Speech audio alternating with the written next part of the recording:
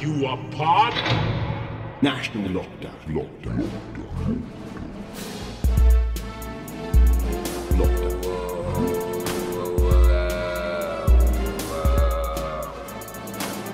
The Lockdown Companion. Grab your drink, mate. I'll take the reins. You got it. You do an intro. Yeah, I'm doing the intro, yeah. Welcome to episode 20 of the Lockdown Companion. I hope you're locked down and I hope you've got a companion. And if you don't have a companion, then you've got us. Welcome to the show. Davey was just getting a drink, so I thought I'd do a real official the beauty of having a fridge in your little office. Yeah, but not so beautiful dude. Sometimes because you end off your What tits. sort of drink have you just cracked? Gone for the old Red Bull Coconut Edition. Nice, some psych juice. Imagine if it was a sponsor plug. Sponsor plug. It's really not. Ah. How are you, dude? I'm doing good, man. Doing all right, thank you, mate. Nice. We're hanging in How are there. my mic levels? I'm not mega quiet. I'm okay. No, I think Do I you're need to good. move If you closer? just do a quick beatbox, then we'll... 1, 2, 3, testicles. Testicles, 1, 2, 3. 3. Any good? Decent. Yeah, all good though, man. No complaints, to Wicked. be honest. We're episode 20, dude. Who'd have thought?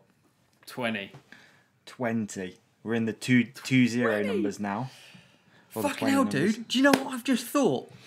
What? Do you remember we did, in the first lockdown, we did guess what number we'd get up to. We're back in there. We're back on the numbers. Yeah, that's true. That's true. I don't have them written down anymore, though. I don't. It was too long ago. But I think I think we went past everyone's guesses. Yeah, I think I'll be we did. honest. I think we did. Which is sad, isn't it? Yeah, it's really sad.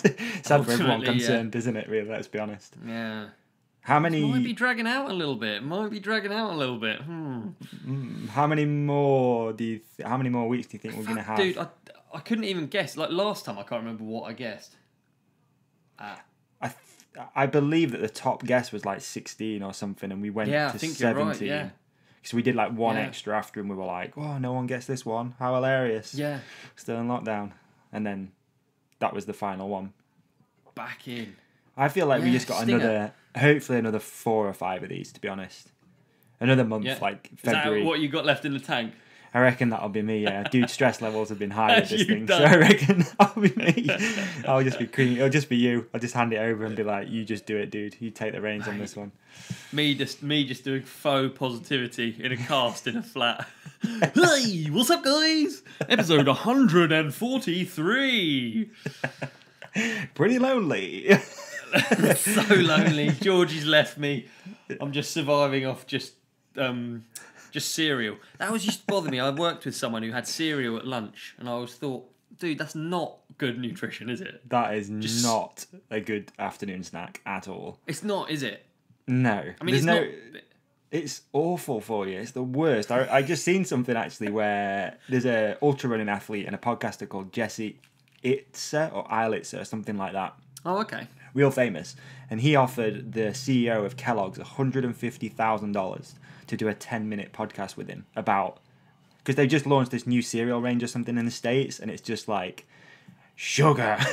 It's like the worst thing for kids in the morning, or anyone in the morning. Yeah. Saying I've just Do you cracked a remember sugar Lucky drink, I know, Charms? but, you know, hey. Yeah. Those I went Lucky through, Charms. I bet they're very calorific, aren't they, I guess? Oh, I went through a Pop-Tarts phase too. Like, not... Oh, they nourish your body. They must be good for you, no? Those... Oh, mate, so good for you. So good for you. Just, so good that... What do you have you're for happy breakfast? after. Well, do I have for yeah, breakfast? it's true. Great Yeah, question. what do you have for breakfast every day? We did have 3 chickens in the garden. You know, not that long Social ago. services took them away, didn't they? Then, and they've been rescued, thank God. So I used to have loads of eggs. I just have omelette or eggs. Yeah, I bet they did. I bet the eggs fucking fell out of that hole. I just used to hold it up and catch them. You shake them out. like a Tic Tac box.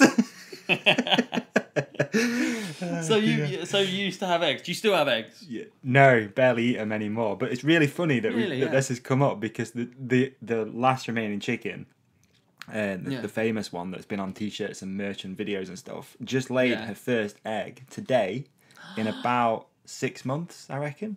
Just all of a sudden, just popped an egg out. Because they don't lay if they're stressed, do they? They don't or lay if when they're doing the thing where they get rid of the feathers. Can't remember what it's called. They do that as well. And then when it's cold, they don't usually lay eggs, I don't think, when it's cold. Shit, didn't know any of that, yeah. Me either. Do you know what? I've got some reptile equipment that you could maybe use in your chicken coop. You know, like a lamp. I've got all that stuff left over, yeah. Yeah, if you want, yeah. It's like reptile one.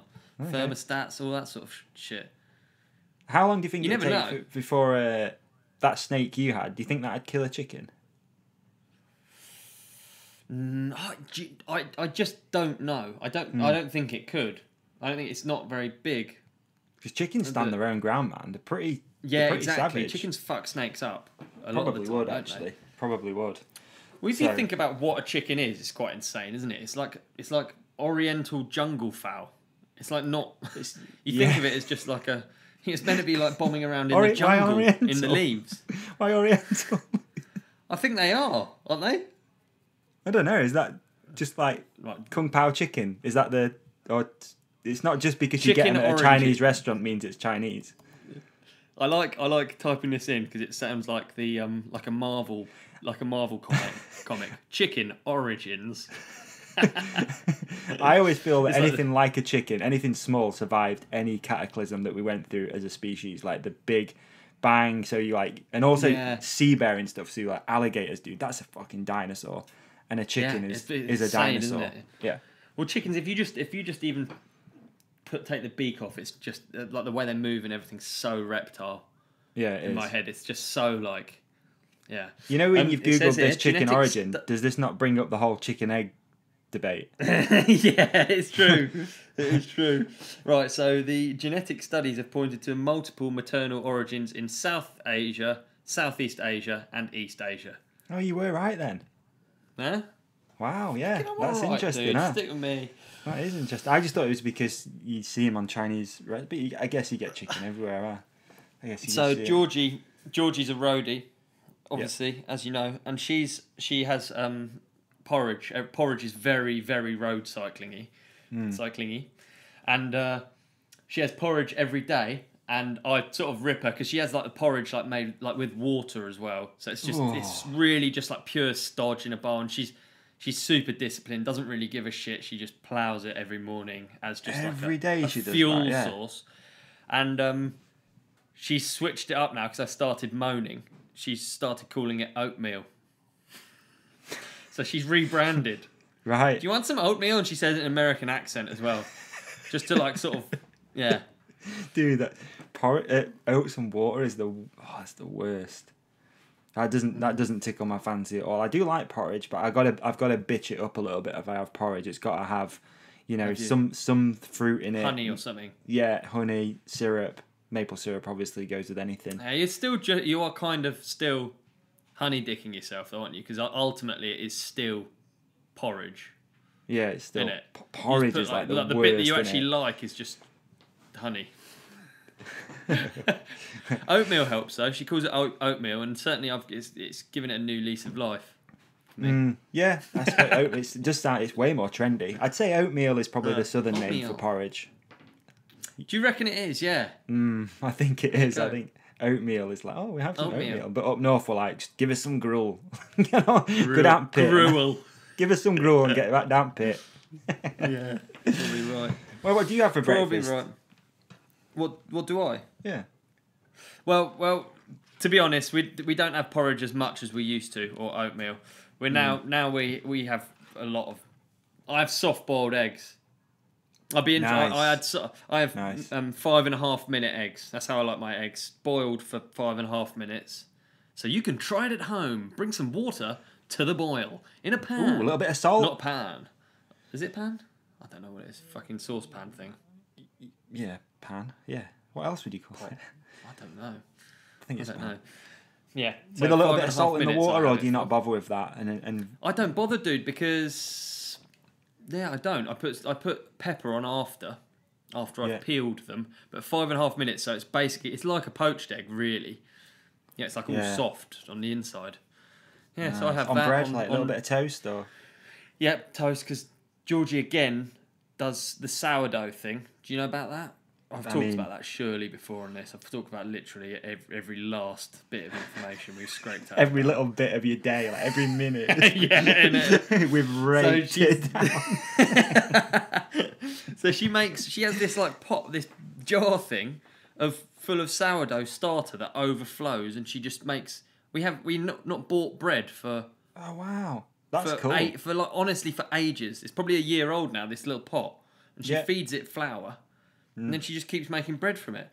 So we have that. We have this sourdough. Then we have mushrooms and avocado, darling. Oh, nice. And that's a breakfast, yeah. That's nice, dude. Avocado again. You know, great food. Bit of a hustle. I've gone on about it before on the podcast. How big hustle, avocado is a bit of a. It is a hustle, man, because you never know what you're gonna get inside, and there's not many foods you can buy from the supermarket, and you're like, is it good? Is it bad? Who knows? Yeah. Who knows until you open it? It's like it is a hustle. It's true. The other thing is, it's not very. It's one that maybe Sir David wouldn't be into. Sir David Attenborough might not be into because it's always shipped from and it's always farmed in an annoying way. Yeah, we so can't I feel grow a bit it, guilty about that. No, we can't though. Imagine the ones we could; they'd be shit, wouldn't they? Oh, it'd be tiny, like grapes. Yeah, you've had a blackcurrant off the bush, off the bramble bush, haven't you? Just not that nice, eh? It's average. Yeah, and you gotta go pick the it grapes yourself. is so true. The grapes. Fucking. Do you know what I found though? When I was able to walk, I found just this orchard in the woods. Really? It's like quite a walk from my house, but in just countryside. And they've got apples on there that honestly are nice. Like every apple I've ever eaten in the UK has always tasted like cat's arse, you know. But yeah. But yeah, these ones are super nice. I don't know what. Yeah, there is a lot of good apples up north as well. Actually, like where my girlfriend keeps her horse, they've got a bit of an orchard with pears and apples. So every year when it comes harvest time, we get like tons of them. Same parents have got an apple tree actually in the garden too, and lemons and stuff. So lemons. You can grow lemons in the UK. Yeah. I suppose they're not going to get any sharper, are they? Not going to get any more bitter, are they? No, They're fucking perfect. Yeah, exactly. So there you go. Oh, there you go. So yeah, I'd there you go. Grow fruit. It'd be so sick, wouldn't it? Just having it in the garden. I've always wanted to do like a bit of a small holding sort of vibe. Yeah, definitely. I can see you have it outside your house though, don't you? Those like vegetable patches, but they're not yours. I try. Yeah, I do try. It's literally a, it's really tiny garden. Yeah. But I do. Yeah, I grow lots of vegetables there. It's looking bleak now, dude. It will be. Know? Yeah. Oh. God, it looks miserable. I've always found allotments a bit miserable. When I was younger, my dad did a year as an archaeologist, which I think also meant we did a year without any money, and so we actually grew all our food up the. We had an allotment, like the council were giving out free allotments.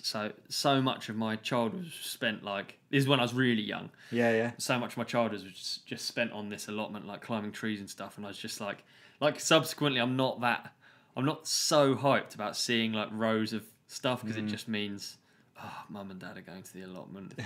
We're gonna have to fucking climb that very fair play to anyone who does holly it, bush. Because it's hard. Yeah. It's not easy, but obviously you're getting good quality organic. No, everything doesn't look the same. It's always funny when you've bought like a particular vegetable or something from the supermarket all your life, and then you see one that's a bit not normal. Yeah. And you're like, fuck, that's actually what it looks like. That's the actual thing. Like, they're just making the these taste genetic... of it, though, dude. Yeah, exactly. I think tomatoes are the craziest one you can do, because even the tomatoes you can grow in UK climate, you taste it, you're like, fuck, that's what they're meant to taste like. Yeah, like, all of the ones from the supermarket are all just like so watery and don't taste like anything. And then you eat one from your garden, you're like kind of expecting it to taste worse, a bit sour, maybe a bit bitter. It doesn't look the same. And then you're like, whoa, it's so nice. It's actually tastes like a fruit almost. Yeah. And I think you do get way better quality meals as well when you make it at home. I've been trying since we went into last lockdown actually to try and always like walk to get all the food. So all right, I do have to walk to. We've got an Aldi not too far away, so I'll walk to there and a Tesco. But then we've also got farm shops in walking distance. Nice. So I've been trying when I can just put the backpack on and just walk and like get all your veg and stuff like that, and then carry it home. And even though it's not, crazy, I don't know what the word, like sustainable or whatever it is, it still feels pretty good to have walked to get it, and you've put that little bit of effort in to get your carrots. Oh, mate, definitely, yeah. There's a lot in that, I reckon. I think you're quite right. I think there is a lot in that. I love walking. It's it's easy for me to say now, but I'm sure I've said it to you before. I fucking love walking. It's just when the freedom of it is taken away, it's like it makes you. It reminds you how much you really enjoy it. Yeah, totally. How are you getting on at the moment with the old foot and ankle and stuff? Yeah, all good. I think I was a bummer last week, wasn't I? But I think I think I've now just reached over halfway, so that does feel pretty good. Yeah, that does feel quite cool. So and then that's for when the air boot comes off and it starts you can start walking on it and stuff. Hopefully, yeah. Fingers crossed. So I've got 3 more weeks of 0 weight bearing, and then hopefully, Yeah. And then talking I don't know, maybe 3 or 4 weeks before you can maybe go for a little ride. Yeah, I really don't know at this stage. I feel like I haven't spoken to them that much about it, so we'll see. When I'm trying to not get my hopes up, but I'm honestly just excited to just start something, because I'm at this point at the minute. I'm not really doing it. I'm at the point where you're just expected to wait, kind of. Yeah.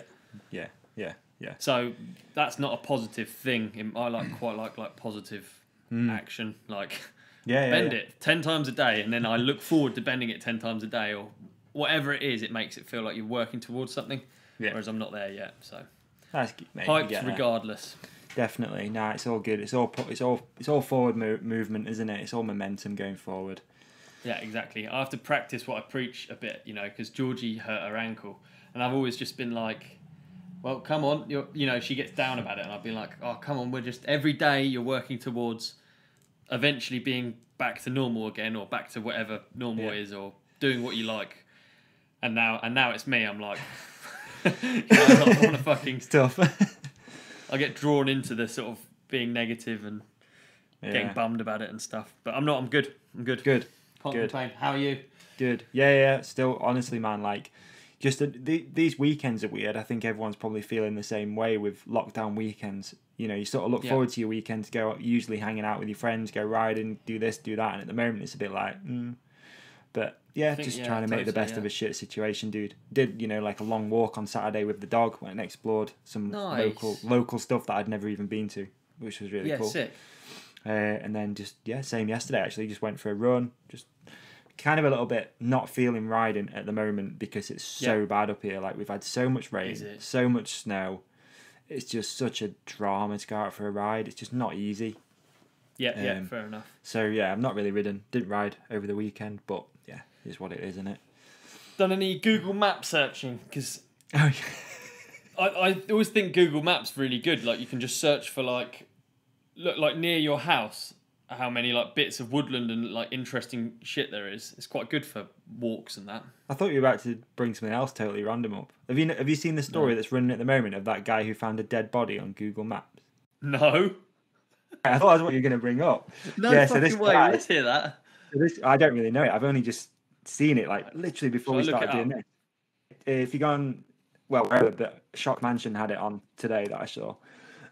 So, excuse me. So this guy, from what I understand, plans bus routes with Google Maps, and he was looking and he saw a car in a lake, and then apparently turned out that there was a dead body in it and stuff. No fucking way. I'm looking at the car right now. Holy shit. So he did. How the fuck did that car get in there? It's right next to a house with a swimming pool. Is it really? Yeah. Yeah, I only just saw it. I thought that's what you were gonna say. No, it wasn't. No, I was just gonna say it's quite handy. Like, every now and then I do quite a lot of it actually. Quite weird. Just for weird little triangles of woodland, or just weird little corridors that link two forests together, and you end up finding such cool shit. Like, I don't know. Yeah, it's fair. I've not really been on it too much. I remember when Google Earth first came out, and it was just like, I used to sit there for hours going around all the like wonders of the world and stuff like that. And that's sick. That was a long time ago when Google Earth came out. It was like super pixelated, and it was like you could go now out it's on the unreal. street. Street View's so fucking like, I mean, you covers can so find much dead land, bodies on doesn't it now, right? You can literally Exactly, yeah. find dead bodies on How it. bizarre! How bizarre! There you go. That's quite a good current topic, isn't it? That's a good current event, we'll call that, shall we? Current event, yeah. Why not? That's a good one. I know I was going to ask you while we're on the topic of current events, something that's not current at all, but slightly current. Yeah. So, X Games recently launched Real MTB, I think they're calling it. Yeah. And I wanted to get your take on it, dude. I wanted to talk to you about it like ages ago when it first came out, and it never came up. So the people are Zinc. Yep. Semenuk. Vero. Yeah. Macaskill or Macaskill. Brog. Vestovic. And DJ Brandt. That's it, yeah. Yeah. So wow, and super cool group of people. Like, yeah, and the concept is the same as that like X Games Moto thing. It's just exactly the same, right? Yeah. Which is probably one of my favourite like action sports events of the year. For me, it's cool, isn't it? It's good, isn't it? That Real Moto thing is so cool because it's just all about creativity. So the general premise is they get, I don't know how many months they get, but they can go out and they film a 90-second segment of just hitters. And the winner of, who is it, last year's Real Moto was Kobe, I think it's Colby or Kobe Raha won it. Yeah. Just insane. It's so good to watch. So yeah, I just want to get your take on it, dude. Like, do you think it's good? Do you think it's good to move for mountain biking? Like, I think it's perfect for mountain biking. I actually think mountain biking is like quite advanced in terms of like the stuff that people come out with. I think mountain biking is really quite. I mean, you don't see as many moto segments being released as in the mountain bike world. In the mountain bike world, you get new cool shit every day when we're out of a pandemic. So yeah, I think it will be really, really good. Yeah. How much money did they get each? They each get something. I can't remember what it is. I think it's like 10 grand each to produce. Well, that's what I was going to ask you because I was reading through the press release and I saw that the prize money is $5,000. Oh, okay. And I thought, yeah, right. Yeah, I'm glad you had the same reaction because I just went, So then, this is literally just before we came on to do this, I did a little bit of digging around to see what the Real Moto prize pack is, like prize fund is or whatever. Yeah. But there's no real like,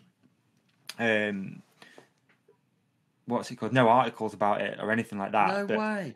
Ages ago, I don't know if you remember, X Games got slated for giving like shitty prize money out. And, you know, a lot of their argument, I think, was like, well, you know, we're putting you on this platform, it's on TV, it's this, that, it's the other. So they did used to get slated for giving really bad prize funds. But I did find, someone told me, but yeah, I'm not going to mention. It was in 2017, the Real Moto cash prize was 20 grand for the winner in Moto. So you'd like to think that in 3 years, expected, yeah, that'd probably get a little bit bigger. So let's say now it's 30, give or take, for Moto. Yeah. But the mountain bike one's 5. I don't know. I don't quite know how I sit with that. 5 is bad, man. I don't know if they've got 10 grand to play with to make stuff, then okay, all right. I think they do. I think they do. That's fine. Yeah, but still, like 10 grand doesn't make a fucking double backflip any easier. You know what I mean? They still have to do the whatever gnarly stuff they're going to put in their video, or not gnarly. I guess you don't have to.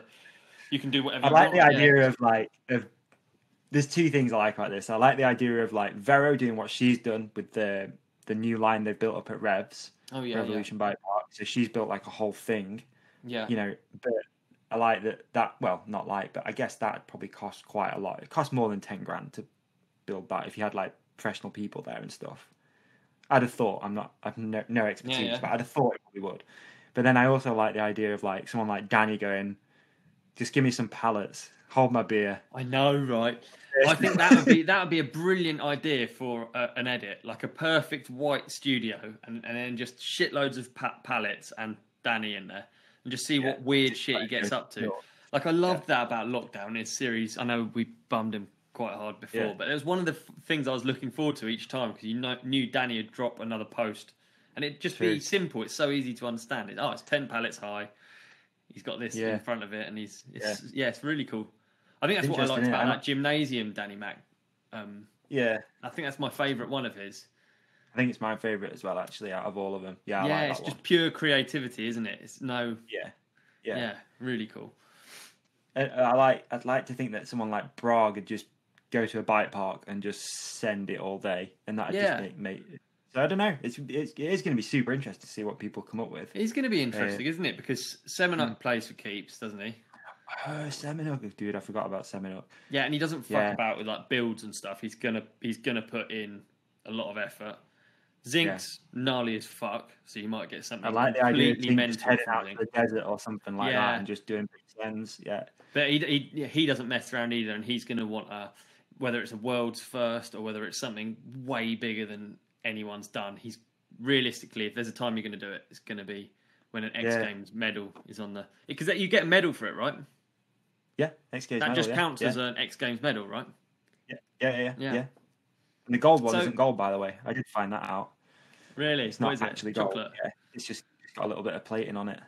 I'd fucking struggle if it was chocolate. I'd still want to eat it. I'm that much of a pig. You just come out from a drunken night out like, fuck it. I'm eating it. Exactly. So we've got. That's why people put it in the mouth, dude, and maybe they're like, is it or is it metal? Maybe that's why they do. Yeah, and then you've got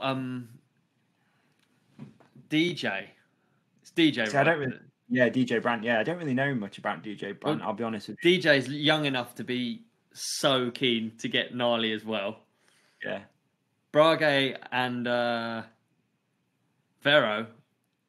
I can imagine. I can sort of imagine what kind of stuff they'd be doing. It'd be like more like actual mountain biking. I can imagine in both of theirs, which I think's cool. Like not just like one-off stunts. Who's your money on? If you had to pick, I'd have to say Danny. And I mean this with the greatest respect, but he's got a massive following who will probably get behind it. Because if you remember, Real Moto is done by viewer vote as well. Is it still? Yeah, 100%. Oh no, it might not be actually. I thought that the whip contest changed that because Twitch was mates with Snoop Dogg or something. Yeah, it wasn't fair. No, you might be right. Actually, Real Moto did switch. I think actually to having judges. I think like they had Mike Mason, Twitch. Yeah, I can't really remember. All right, okay. I don't know then. I don't know. But do you think that sometimes when you watch something like, I don't know, I don't want to speak out of turn here. I'll say it. But do you know like when you watch something like Danny ride, that is so different to anything that you'd normally do. Different bike. It seems way, and it is way harder than what you can even conceive. Whereas maybe with watching Braga or something like that, you can go, okay, I've got an enduro bike. I could go and send it down some stuff. Obviously, nowhere near like what he's doing. Yeah, the amazing thing about more relatable. Yeah, I know what you mean. The amazing thing about what Danny does as well is that like it's the scale of it is so defined. Like everyone knows how big a London phone box is, kind of thing. Yeah. Whereas when you see Zink up against a fucking giant cliff, like Rampage is very different in flesh to what it is in the images even. Like you don't get any sense of scale. Whereas instantly, Danny, you got visual cues, you've got, like I said, that the telephone box is a prime example. You know how high that is. Yeah. And you know that you wouldn't want to be doing that on top of a telephone box or... I don't know. Yeah, I do get what you're saying. I get what you're saying. So many different factors. I think it's going to be super interesting. I'm looking forward to it, dude. I'm I don't know when it comes out, but I'm hyped for it already. Should be good. Yeah, too right. We should do like a Real Moto companion or something. And I'm hyped as well. I think we should do live. I think we should do bets that me and you actually have to pay each other money. I'm up for it. I'm up for going all in. I'm up for a bet. How much we doing? What we doing? What we betting on? Whoa, he's a gambler. I don't know. What should we do? What should we do? All right, let's have some money on this Real Moto thing. Okay, if you're MTB. going for Danny. Yeah, I'll go for Danny. I'll take Danny. I mean, unless you want him, then I'll trade. I'm gonna go for Semenuk. Oh, it's a fucking good shout, man. And I think ultimately they're all good shouts, aren't they? They're all good shouts, man. He gets the American vote, Canadian vote a little bit as well. Yeah, all right. And what are you comfortable putting on the line for this? What are we talking? What should we say? Because this is so it's winner takes all, right? If neither of us get it, then that money we have to give as a prize. Good idea? Yeah, I like that idea. Okay. Yeah. To what? To like a listener or what? Or Yeah, just to a listener. charity? To a Okay, listener. to a listener. Okay. Okay. So I'm nobody. gonna I'm put just writing down the rules. I'm going to start with a pink lady. Pink lady. A £50 note. £50 note. All right. So I'll. Okay. That 50 quid each, and then the prize ultimately, if we both lose, is 100 quid to. It's 100 quid. Yeah. Okay. Yeah. All right. So nobody Which is wins. quite likely that we'll both lose, really, isn't it? It's like. I mean, could go either way. That thing goes to listener. Yeah. Okay. Is that good? So We've got ourselves a wager. Got ourselves a wager. Do we do a virtual? Yeah. Great minds. Yeah, I think that works. Nice. Okay. Actually, right. wait. Are you going to be on screen in the same format as we got at the moment? Because I could go like this. And then you could hang on. Looks like we're wanking off an invisible bloke in between us. Hang on. Excellent. Good. Right, 50 quid. Okay, I like it. That adds a little bit of spice. Come on, thing. Brandon. We just need to figure out when it's coming out. Yeah, probably. We'll still be in lockdown. Don't worry, dude.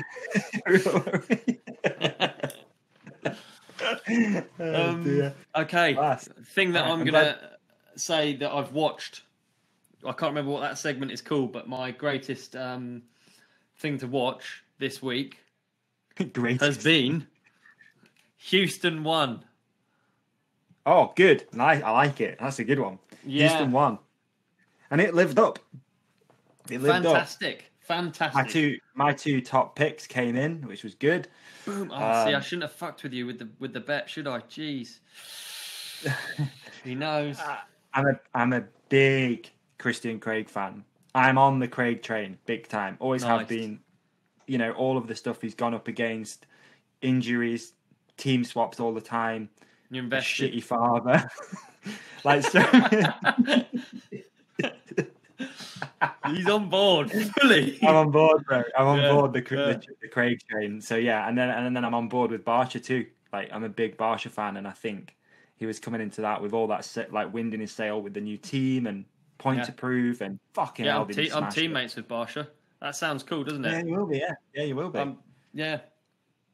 I'm trying to keep a straight face saying that, as if I am somehow linked to Justin Barsha. Yeah, but you could go and get the hookup to get in the tent and the VIP. Yeah, could, yeah. Like that. So, that for sure, yeah.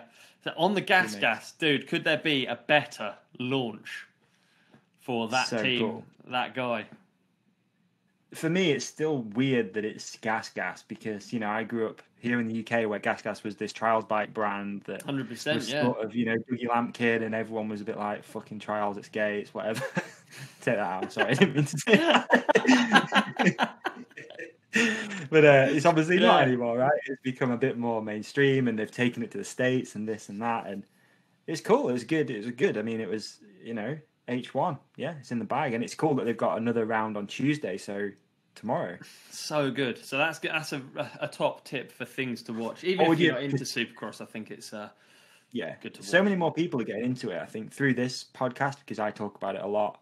I get a lot of people reaching out and asking where they can watch it and stuff like that, which is really sick. Yeah. So this episode will come out on Wednesday, which, if we're still here, because it'll be the inauguration, we may have been a nuclear bomb. I don't know what's going to happen. But if you were to pick a 250 winner and a 450 winner, no money on the line if you don't want, but if you were to pick, who would you go with? I reckon Christian Craig, first of all. Yeah. And Kenny. I'm going to go with Kenny for round 2, because Kenny was fucking chilling a few laps in there, and Kenny seems like he's got championship prowess. Like he's just he didn't look like he was pushing hard. He was pushing hard, but then there was a few times where he got close to Barsha. Yeah, but he never quite made a run at him. No, he looked quicker than Barsha, I thought. Yeah.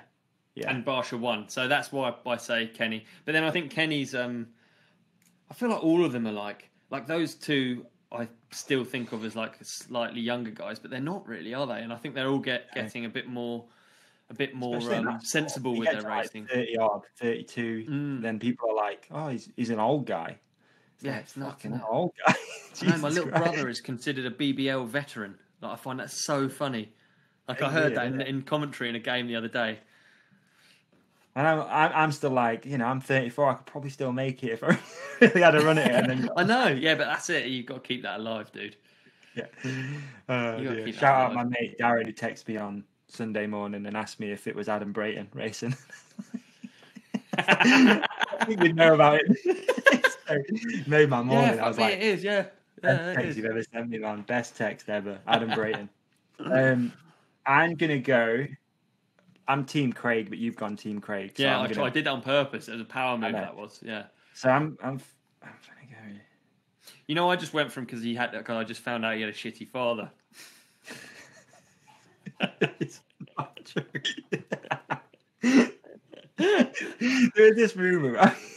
I just found this out. This is when I used to live out there a lot. Yeah. Well, live out there a lot. That basically his Mike Craig's former Supercross racer as well, really good rider back in the day. He ran like a coaching camp and he was banging all of the mini bike mums and stuff. He was a bit of a shit. I'm gonna go Jet Lawrence. Oh, there you go. Cool. Because there's a lot of hype around him, and I think he's got a point to prove after that one. I think he's got the nerves out the bag a little bit, Not that it was his first race, but dude, how good did Max Volan look as well? Who's that then? Who's that? I'm not as deep amongst it as you. I said Max Volan is Talon Volan's son. Talon Volan, former MX guy, Supercross rider and stuff like that. So and Max Volan's really young. Might be 16 or 17. I did see they did a bit on him or whatever. Probably a year early, maybe 2 years early. I'm going to go Lawrence in the 250s because I love that kid. It's a really cool guy. And then 450s, I'm going to go on a whim. I'm going to go Barsha again. I don't want it. I'm going to go Barsha again, dude. Who did you want? Roxon. Tomac. Yes. Again, just Tomac just feels like it's the obvious choice. Almost, especially after a disappointing first round. Usually when stuff like that happens, his point to prove and he'll come back swinging. But so will Kenny. Mookie was fifth though. I thought that was so sick. It's really cool.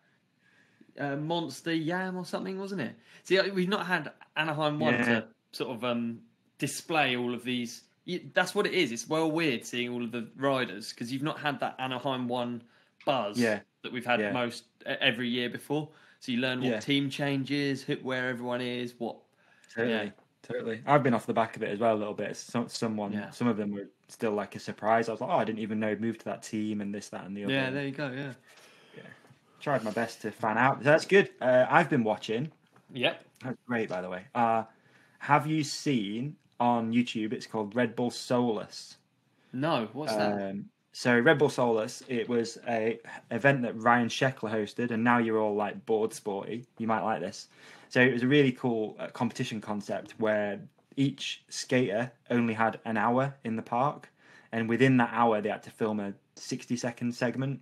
Oh, cool! So it's similar to like Real Motor, I guess, but they had all these skaters, and I'm not really into skating, but I just love the concept of it, and I'm also a bit of a Sheckler fan. So it was his private park, but then every I skater might have seen came an ad for it. Yeah, just for 1 hour. It's only they've just put it up on Red Bull TV as well. I think it's like a signature series, so it's like 40 minutes long, bit of history about each skater and stuff. Really good, sick, cool. Super interesting. Nice. I'm off the back with skating. I used to love skating. Both my brothers skated, and I did a bit, but I don't really know any of the current guys. No, so I'm just a Sheckler fan. I don't know why. Always have been. Just that it's that X Games thing as well, right? We grew up with that action sport. Sheckler was the young kid. Yeah. I did it, Bucky Lasek, all those skaters. I was just into it. So Red Bull Soulless. It's good, man. Really cool. Super interesting. Cool. Nice. I'll check that out. Check it out. Well, what else we got of regular features? What we've been listening to? You got a new tune? I do. Yeah, we haven't really done a COVID report, have we? No. Yeah, I think it looked a bit positive on the graph things, but we're trying not to. I feel like the last episode we didn't even remotely touch on it, did we? No, we did really well. Break it down if you want. I don't have much to break down. No, I really don't have anything. I just thought you might have known something or Nah, no inside knowledge here, dude, at all. I know that we're still in lockdown, and that's pretty much all I'm focused on at the minute. Yeah, innit. I watched, actually. I don't want to get political, but I did watch. It's called The Big Questions on Sunday. Oh yeah, what's that then? It's like a debate. And it was quite interesting because there was people on there that are scientists, and there was a lot of people saying how lockdown doesn't work, which was interesting to hear. Oh, okay. And basically, they were trying to figure out a timeline as to how we're going to get back to normal, and whatever normal was, like being able to move around and see your friends and stuff like that. It was just interesting. I think, more than anything. See, there's so many factors that goes into this thing that it's so difficult to even compute it and to figure out how we're in this situation and why we're in this situation and stuff. So I found it interesting, man, just looking at different stuff. It is. It's an unavoidable topic, and it is interesting, isn't it? I mean, it is in the future when it's done. It's going to be fucking interesting, I reckon. The shit that we're going to learn about the world. Because they were just talking about like the actual route to how we go back. Like you've got to do it in stages. You can't just all of a sudden go open. It's got to be gradual and stuff. So we're not going to have people in football stadiums or anything. I wouldn't have thought this year in 2021. What's like the final siren? What would you say is the? What would it be like? Freedom Ride, I think, is when Freedom Ride. I was going to say like when public pianos are open. Yeah, maybe when you're allowed to make out with millions of different people in a nightclub scenario, that would be quite like it's definitely over. Public urinals, yeah. I'm missing them. I don't know about you, man, but I'm missing the old trick to a public urinal. I saw a bloody piano taped up in the airport the other day. I just thought that is the most symbolic fucking thing. Like the piano that brings joy. Yeah, you can't even play a sad tune, but it's just this thing just sort of in the middle of the airport, just with tape over it, like fucking reminder of what the world was once like. Oh God, it is sad. Uncle Belen playing chopsticks on it. Yeah. No. I can just do the Rugrats theme, man. That's all I've got in me. Oh, dear. Yeah. I don't know. It's sad, man. But yeah, I don't know. Today's the most depressing day of the year, apparently. The third Monday. I saw that on your Insta story. Yeah. Yes. So that's interesting to think about. I feel okay personally, but I don't know. Yeah. In a bit of a funk, I guess. So while we're not on the subject, but I'm going to bring it up. But thank you to everyone who did watch the Saving Lives at Sea thing. Yes, of course. Have you got a load more followers and shit now from it? No. Had a load of listens on the podcast over the weekend. But that's that's my own fault, though, in a way. I say fault, but like I don't really use Twitter, but I tweeted the RNLI and said thank you. And then I'd said, if anyone does want to listen to the full story, like here it is, because we did a podcast about it. And they retweeted it, and then a bunch of the lifeboat stations were retweeting it. So I gained a few Twitter followers, which doesn't matter at all because I don't use it. And then loads of podcast listens. Wow, brilliant! Oh, that's so interesting. Yeah, which is interesting. Prime time, dog. Yeah. So was it weird watching it back? So weird. It's the weirdest thing, honestly. I know we spoke about it a little bit before, but yeah, so weird. It brought back a lot of weird feelings. It was emotional as fuck, I'll be honest with you. Like, really emotional. Because, like, watching TV, you see those sort of stories and you're just like, oh, man, what's going to happen? And, like, obviously I knew because I was sat there on the sofa, but, like, it really made me think, like, how lucky I was. And the way they told it was pretty good. There was there was some stuff missing that they didn't talk about, but that's in the full episode anyway. But, yeah, it was weird. Like, it was just a weird experience watching that and then bringing back these feelings. And yeah, it was strange. I'll be honest with you. So anyway, right. So the weirdest thing, and this guy knows I'm going to talk about it. I'm not going to mention any names. So obviously, a bunch of listeners were watching the thing, and they were all. I didn't really go on my phone too much, so I knew it might have been going a little bit crazy. But I went on it a few hours after, and a bunch of people had sent photos of the TV and I'm watching this and that. And there's one listener who sat watching Saving Lives at Sea, waiting to see at Davy, my Instagram thing, and this is what his thing said. So start watching Saving Lives, waiting to see David Ivy, and my wife recognises Alex, my friend, from travelling in 2007. Exactly. So I was like, oh no, that this could be really bad. Yeah. Because there was a couple of stories from that Australian trip that we took when we went travelling that were gnarly. Like my wife met you when she was travelling when she was younger. Thankfully, she wasn't one of these. I'm thinking 2 girls. Okay. But it just made me laugh that like it's such a small world that people are watching, to see me, and then they end up seeing my friend. So funny. Yeah, it's an interesting story, but it wasn't that particular girl I was dreading that it was going to be. Yeah. So there was this. I'm going to tell you because it's quite funny. So there's this particular girl, and don't worry, mate, if you're listening, it's not your wife. It actually genuinely isn't your wife. So when we were traveling in Australia, we rented this apartment in a place called Cronulla. And as you do, we rented an apartment. We thought we'd have our own apartment. And it was above this, it was above like a sort of cafe bar sort of thing on this main street, which wasn't sort of like a club. It was just like a bar, and it stayed open pretty late and whatever. So we rented this apartment, and we're like, oh, cool, finally got this like nice-ish place and stuff. And upstairs, it was a total shithole. It was horrible, dude. It stunk.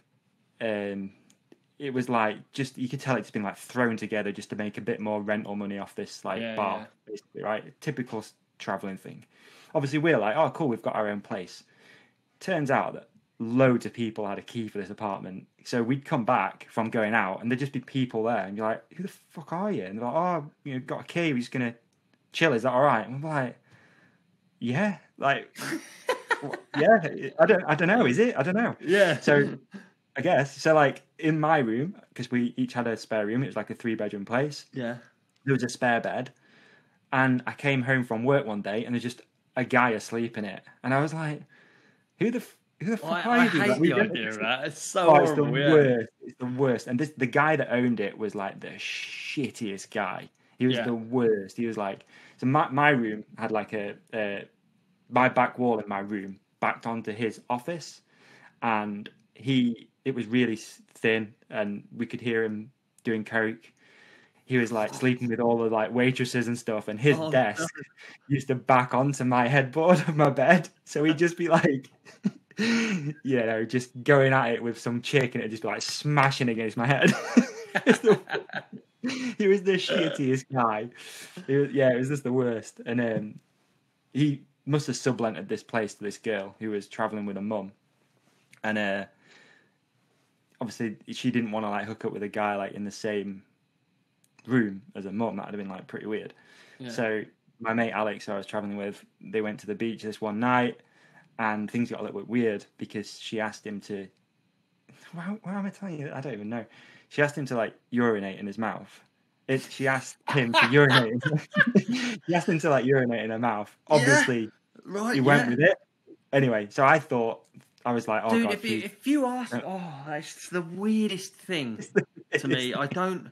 If a girl asked that, I don't know what I would say, honestly. I mean, my mate Alex, he's pretty liberal. He'll just go with it.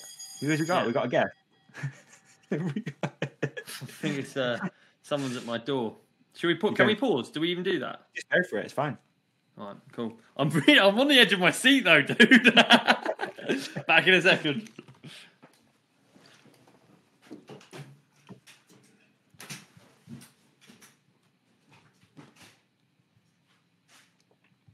So I'm on my own, and I've just realised, why on earth have I started telling that story? It makes zero sense to anything.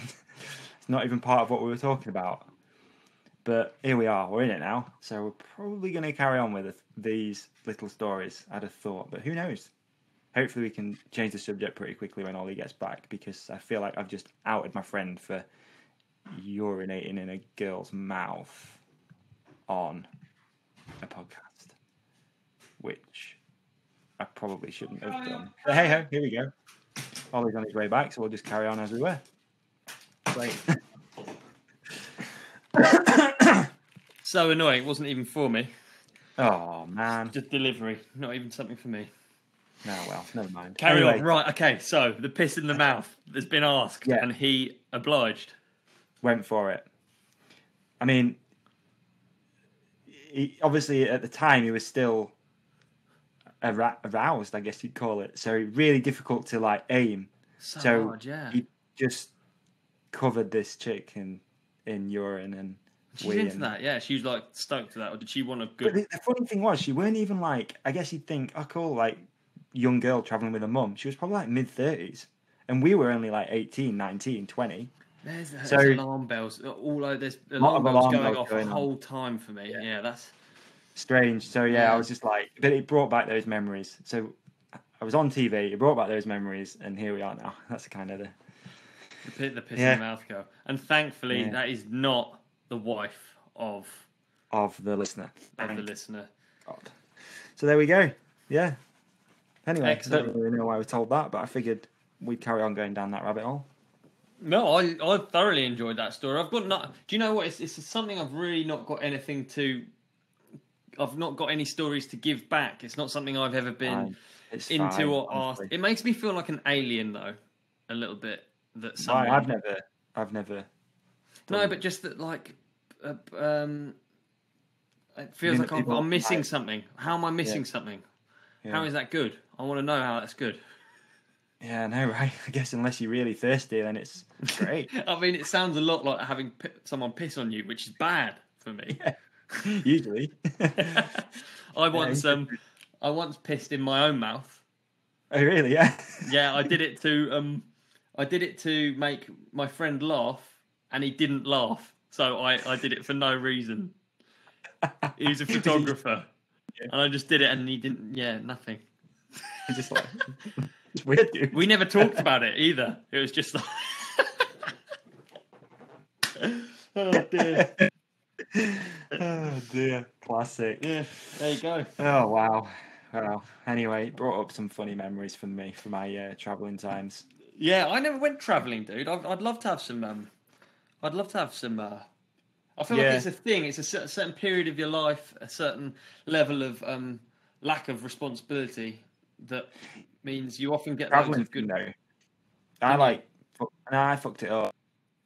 So we travelled separately. So my friend Alex, who I almost died with, he with some other friends, and they did the actual travelling thing, like Darwin, Gold Coast, all those spots. They did the whole thing for a year. Yeah. Whereas me and my mate Rob, our plan was to go and race the Australian downhill nationals, and we were just going to go around and do all those, and that was our travelling. Yeah. But we ended up getting really good jobs on they do like these shutdowns in Australia where they shut down an oil refinery, and you go in and you do all the work on them, like maintenance and stuff like that.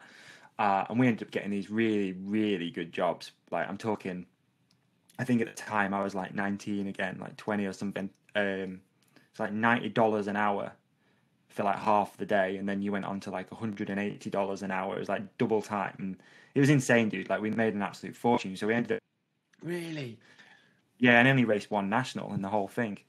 How much money do you make then? I can't picture what that. You mean wasted? You mean wasted? So I, it was like, I'm trying to think. I have a photo of it somewhere. It was like $28,000 in my bank account, and I was like 19, like traveling around. Way. Like no. See, I hear loads about these. I came home with nothing. No way. I hear so much about I actually couldn't afford to ship my bike home. No way. I couldn't afford to ship my bike home. I had to sell it. No. Fuck's sake. We were like flat out for a year, like flat out living. So interesting. So good. Oh, it was like what you did like 3 months on, and then you did 3 months off, then you did 3 months on again. So we only worked for around 6 months. Yeah. And then the second shutdown that we did, I ended up being a fitter, which is the person who actually takes things apart and stuff, because they asked in like the interviewy sort of thing, have you ever been a mechanic? And I was like, I used to change tires on motorbikes. I was like, I have. And they were like, you're a fitter. And then all of a sudden I was like really young, in charge of changing these big, like, I don't know what they call, like valves and stuff like that in an oil refinery where I'd No way. So would they teach you how to do it first? No, not at all. It was just like, there you go. Like you just went to the storeroom, you got your tools, and you just had this job sheet, and you'd be like, all right, okay, here we go. That's terrifying. So there's shitloads of like Fucking Big time. oil machines out in Australia that have got all the valves fitted the wrong way and stuff. Dude, so scary. Like rigging, you'd have to like rig pipes up and stuff, and I'd be like, all right, I'll just give it a go. Scary. Wow. Super scary times, but quite fun looking back. Yeah, it still sounds like a travelling experience, I feel like. Yeah. And yeah, like I said, I didn't really ride that often. Well, we rode a bit. We rode like a bunch of dirt jumps and stuff that were local. And then raced one national at a place called Threadbow. Okay. That's it. Cool. Came home, broke. Sounds good. I've never afforded really to go anywhere. Right. Other than for mountain bike trips. When I think about it, I hadn't, before I became like a pro rider, I hadn't really travelled at all. I hadn't gone anywhere. So I failed miserably at that. Yeah, but a lot of your life's been. Yeah, definitely. Yeah, but but I still don't think it's exactly the same as like going out there when you're that young and getting tattoos and getting with loads of girls. And I never did that. That kind of thing. Yeah. I can see you going on a bit of a retreat sort of holiday when we can. I reckon you're going to head Bali again. I reckon you're going to. You reckon? Yeah, surfing, retreat. Well, I'm a surfer now, dude. So I'm a surfer. Yeah, exactly. Well, I'm a surfer. I've got a Hurley t-shirt. Pretty much. I haven't even fucking got one of them. Oh dear. I don't know. I can see you heading out soon. Well, when we can. I reckon when we surf can. holidays. Yeah. Yeah. Or maybe go. It'd be cool if you went and met like, what's his name? John. JOB. God, imagine. A little bit of Actually, YouTube Pilg's mates with him, isn't he? Is he? What? Because I'm a super fan of his. Maybe you could do like a YouTube sort of thing, like take him riding, terrible. he takes you surfing. That'd be sick. Watched so many of his videos now. It's so lame. I'm just stuck in this flat, like the same as the first lockdown, but even more bolted to the sofa. Like, yeah. I'm so in these four walls or whatever. It's insane. You need to not watch things where people have got these amazing lives. You just need to watch boring stuff. If they're like a vlog of like Julian Assange or something, just sat in a room somewhere. Oh, who's that Russian dude that's gone back to Russia? The guy who got poisoned. Have you seen that? No, I haven't actually. Poisoned. Got a vlog? Mate who got poisoned. He's not that YouTubey, no. He's gone back to Russia, and I think it's like all up in the air whether he's going to get killed or whatever, or under mysterious circumstances die in prison or whatever. Yeah. Wow. Maybe we'll start watching a bit boring and stuff, so you're not like frothing. Yeah, I'll do that. Yeah, good idea. Just really get yourself in that hole. No, it sounds good. Yeah, Drive yourself in. Yeah, it sounds good. What else I want to talk to you about? So we were going to do this giveaway of these forks, which I think yes, best prize. Not really for the product, although it's a brilliant product. Don't get me wrong. If I was going to buy rigid dirt jump forks, the ODub signature would be the one. Thank you. But it's more. It's a prestigious thing to own these forks, isn't it? You know, we've talked about them a lot.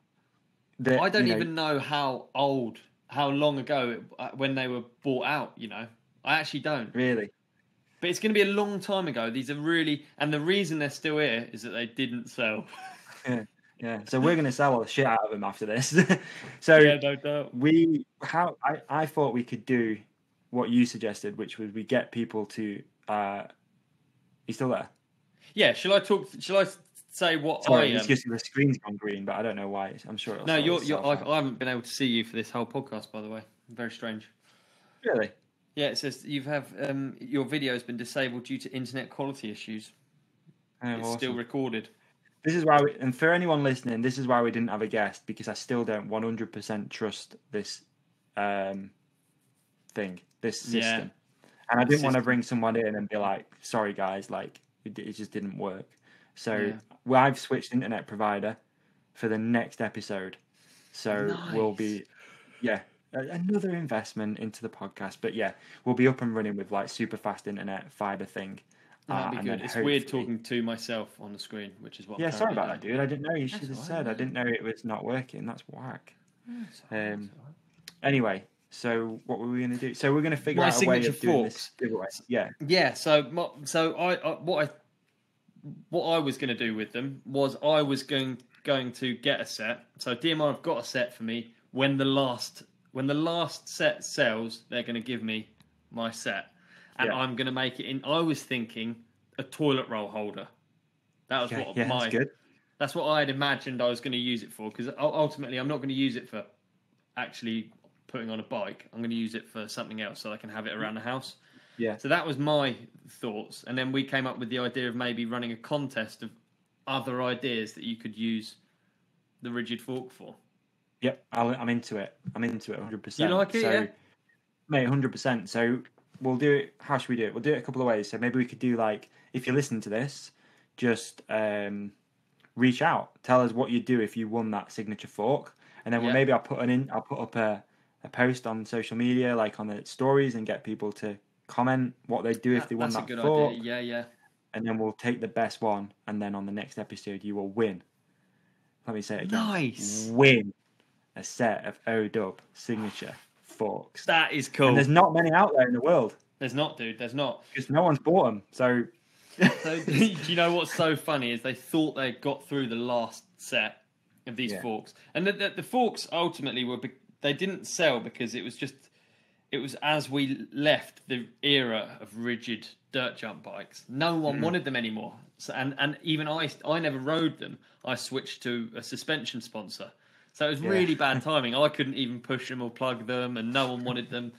Anyway, we got through all the ones we ordered, and then recently they found another 100 or whatever in Taiwan. There's still loads. All right, well, it's time to get them gone. Let's get... Even if we're just giving them away.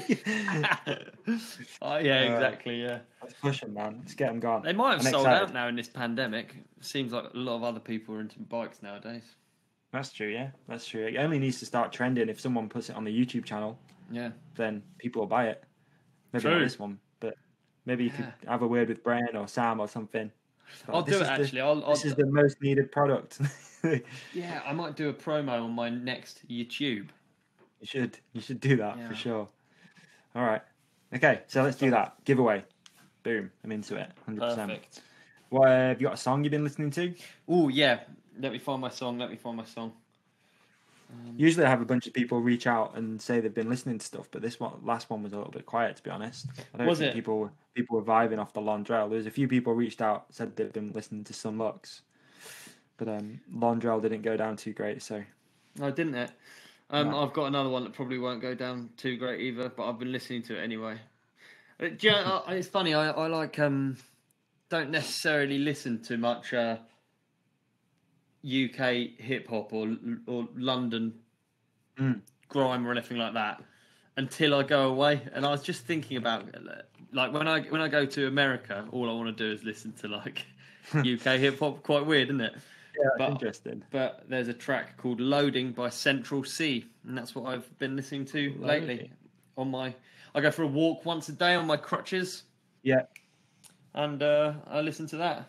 Loading by Central C. Which is awesome. If you got to think of me on crutches when you listen to that song, and it'll make you laugh. Okay. What's your one? So I got down one that I've been listening to for a little while, but it came up on my Spotify, and I really like it, and it'll do your head in once it's in your head. And it is "Sugar Boom Boom" by Downer. But you need the radio edit with James Williams. It's good, man. It's like hip hop. It's catchy. It'll drive you into the ground. It's pretty. All right, done.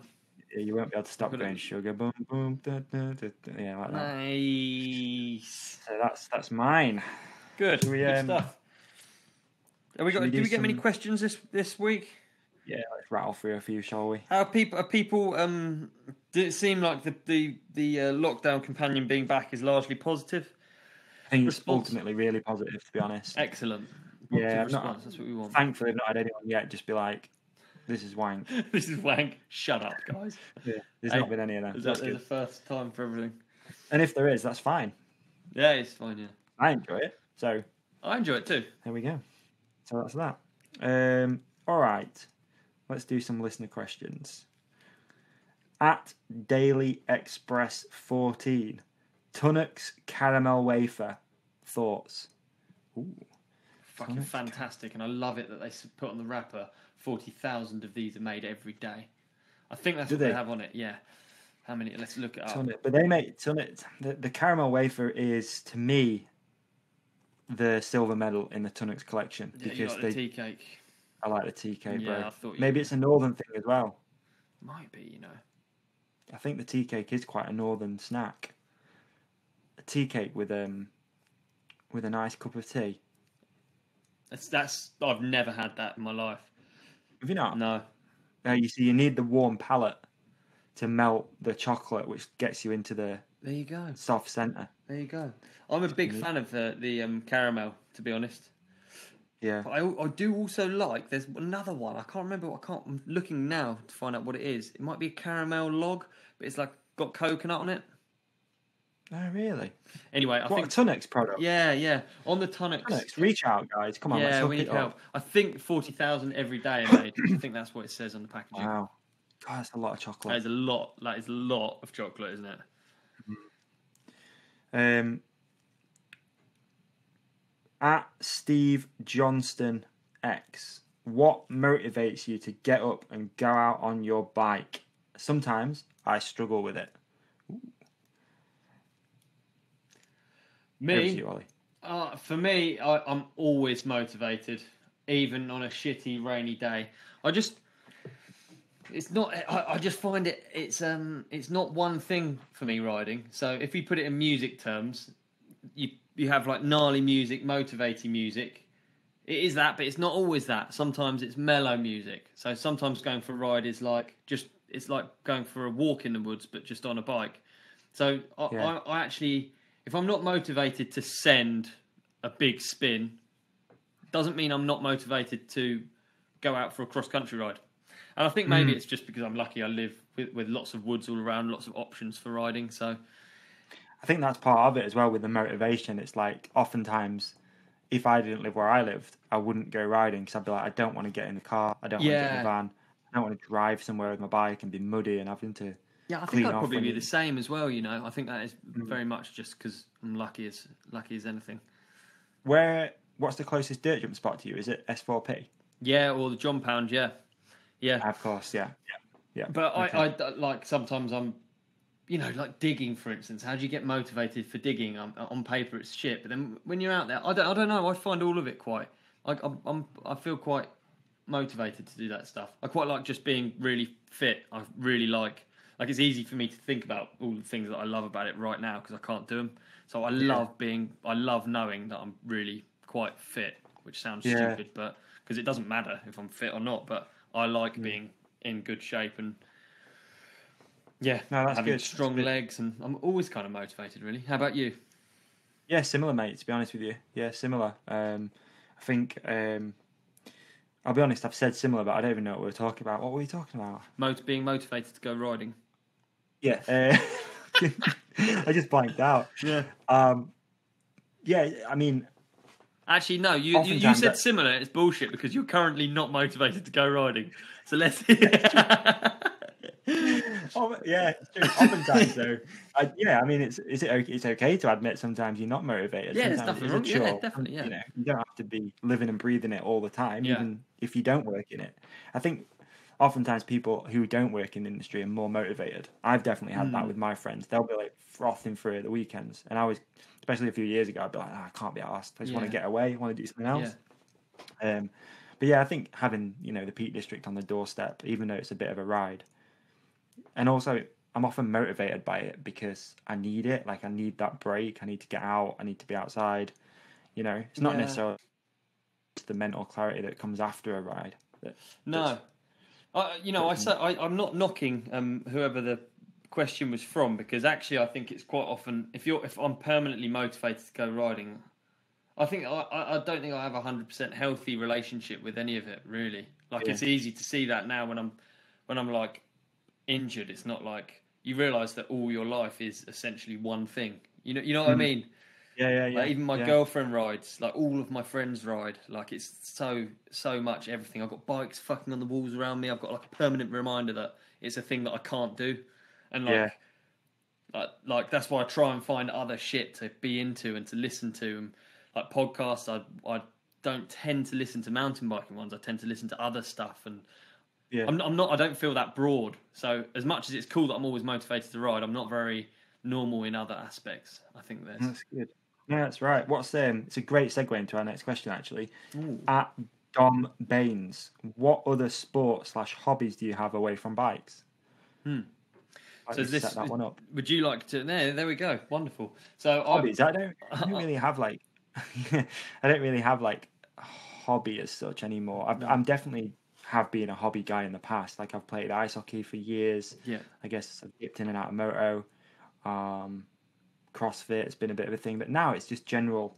My hobby is just like keeping fit. I like going out and doing stuff like running or the odd CrossFit class and kettlebells and stuff like that. Yeah. That's my only other hobby outside of being around action sports. To be honest, I've got a skateboard.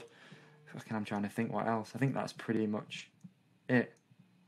Yeah, so I don't know about hobbies for me either. I have lots of interests. I guess I'm really.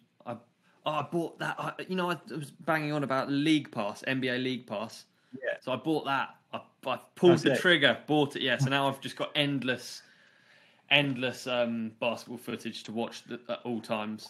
Are they in the season as well right now? Yeah, the NBA? yeah. Okay. I've noticed it's on quite often. So basketball's, I guess it's not a hobby, it's an interest because I don't partake in it. I draw a lot and I'm interested in graphic design and follow that stuff and have graphic designers that I follow, music. I don't know about hobbies though. Yeah. Weird one. Yeah. Yeah, it is. It's time as well, isn't it? To have like other hobbies is often kind of difficult. Gym, I guess, has become a hobby, but it's so linked to riding that it's like, and it's often a bit of a chore. It feels like it's a job gym to me.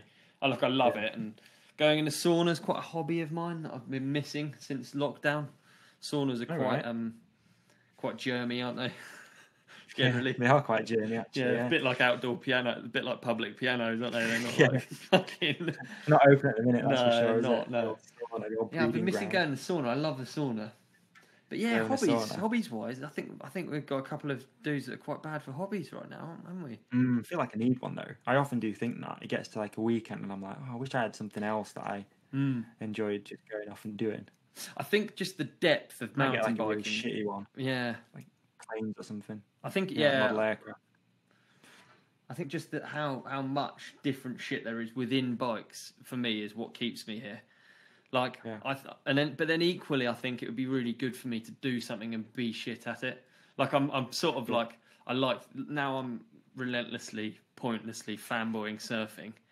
Yeah, it's a good hobby to start. Though. Like I could like I can imagine myself being really shit and trying to learn it would be really. Yeah. I can see how that would be super fun. What's the local place to you? Because you've probably got a similar issue to me that the local spot to surf is 2 hours away. Yeah, the River Thames, I think, sometimes you get some bow waves that I could... Yeah. There's not really much. So you'd have to drive Cornwall. We've got that new spot in Bristol. Yeah, there's a place called Witterings on the south coast that I think people surf at. But, dude, I'm so into watching these amazing surfers on the north shore of Hawaii. I think my experience that I have if I go to bloody the British Channel is going to be slightly different. You turn up in just board shorts and it's like, nah. No, dude. No, bro. Get the fuck in. Yeah, exactly. So. Oh, dear. At Lucas Stevens 1605, where are you going after you're dead? Interesting question. Goodness gracious me. It's a deep one. Wow, I don't even know how to start to answer it. Where am I going after I'm dead?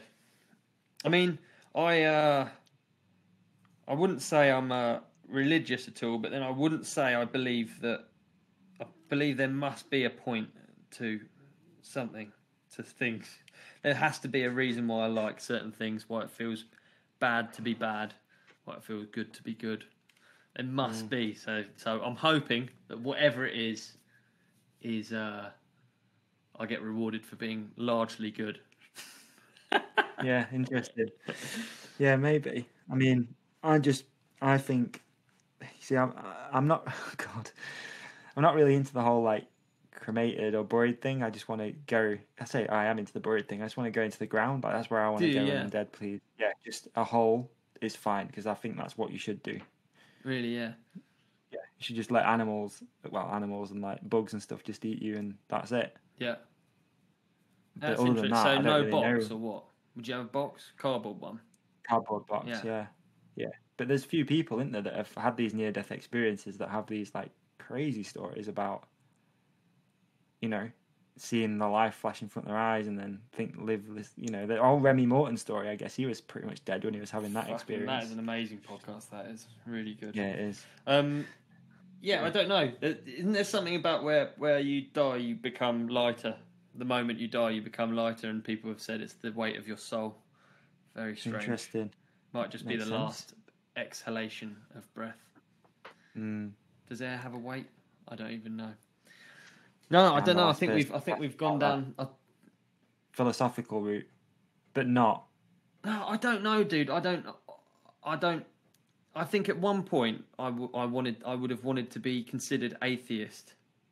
I would have considered myself atheist, and I wouldn't now consider myself atheist. I would just say, mate, I don't fucking know. Stu Thompson posted something that I saw the other day on his Insta story. And it was like a graph, and it said it was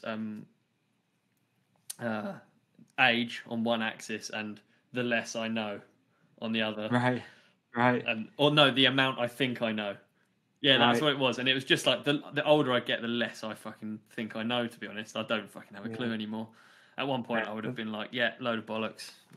Now I don't know, I'm not reading any of those books, but I like to think there's a reason for something, at least, but who knows. It's interesting. It's interesting to think, man. Really interesting. Yeah. I just like to think that there's some reason Fuck, I'm struggling to summarise what I'm trying to say. I like to think there's some reason beyond... Okay, one that everyone can relate to. So I think that you love your girlfriend for... I don't think there's like a scientific equation that you can write about your life and all your experiences. I think if you wrote that out, it would still be missing something about why you love that person. And I think that's the bit that I find... I don't want it to be the case that I'm just who I am because of what's happened to me.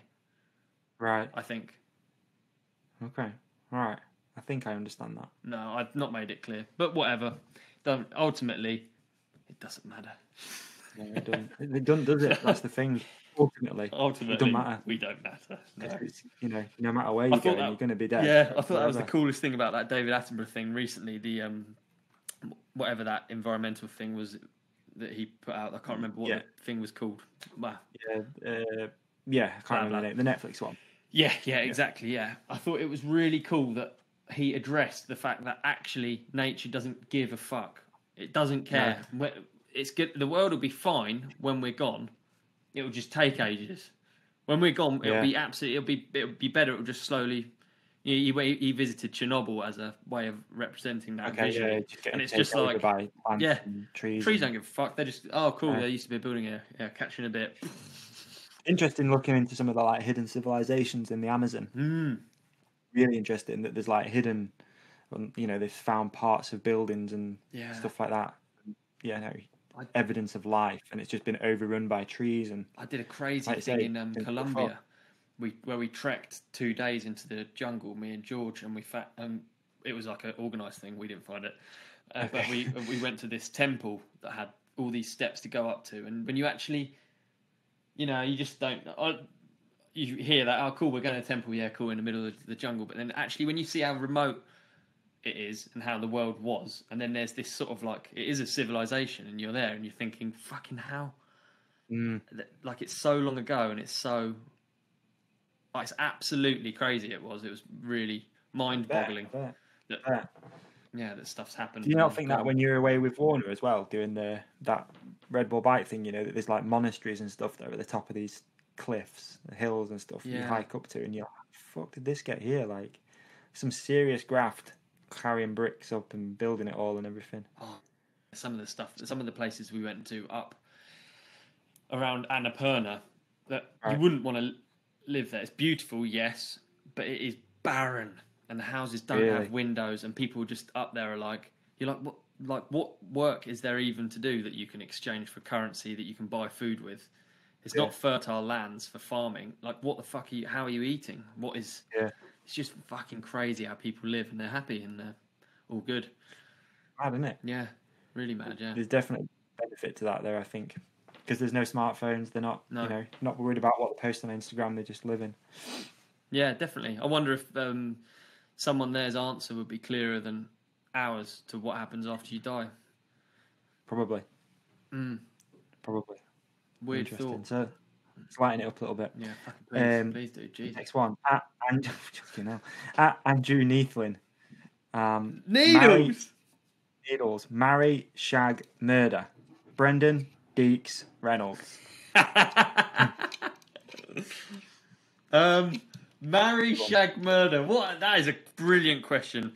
And I think we should take this opportunity to plug Needle's podcast, which has been a bit quiet lately, hasn't it? Yes, moving the needle. Get on it. Moving the needle has not been the needle has not been moving for a little while. But we'll plug it anyway because he's got some good episodes on there. So if you're bored in a lockdown, like you probably are, there's lots of stuff to catch up on there. Sure. Marry, shag, avoid. Marry, shag, murder. Fucking hell, it's really difficult because the thought of murdering Deeks is just laughable. You just wouldn't be able to do it. I'd have a bin on my head. Shagging Sam Reynolds doesn't seem too appealing. Shagging Brendan doesn't seem too great either. Or shagging Deeks. I mean, you really put me in a shit show there, Needles, and I think it's one that I'm not willing to get out of. Wow. What about you? I mean, I'll say it because I don't... Please. I'd like to know the answer. So I'd go marry, shag, murder, Brendan, Deakin, Reynolds. Okay, I'd go marry Brendan. Money. Moolah. All right. Then I'd go shag Reynolds because decent looking guy. I'm not gonna lie, he's a good looking. Yeah, he's a stallion. Yeah. He's a good looking bloke. Yeah. Let's be honest. And then murder Deacon just so you could put oi on the gravestone. I think that'd be pretty funny. Here we go. Brilliant answers. Right. Okay, I'll go for that one. I'll shag them all just so I can tell him I shagged them. Shag them all. There you go. And then I'd get money out of them. What's the word for that? Extort money from them, so to keep the information from being leaked into the Daily Sport. Oh man, classic. Okay. Imagine the headline. I shagged Deeks.